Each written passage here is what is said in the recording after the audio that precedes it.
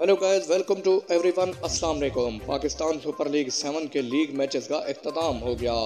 Pakistan super league 7 के आखिरी league match में पेशावर ज़ल्मी ने लाहौर कलंदर को शिकस्त दे दी।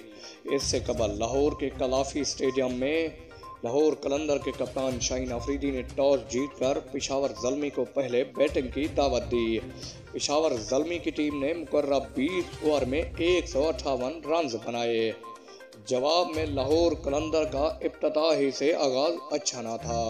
लाहौर कलंदर की बैटिंग रेत की दीवार साबित हुई, लेकिन आखिरी लम्हात में लाहौर कलंदर के कप्तान शाहीन शाह अफरीदी ने शानदार बैटिंग करके मैच को बराबरी पर ख़त्म कर दिया। मैच का फैसला सुपर ओवर पर हुआ। सुपर ओवर में लाहौर कलंदर ने पहले बैटिंग करते हुए मुकर्रर 6 बॉल्स पर 6 रन बनाए। जवाब में पेशावर ज़ल्मी की टीम ने हदफ बआसानी 2 गेंदों पर हासिल करके मैच में लाहौर कलंदर को शिकस्त दे दी।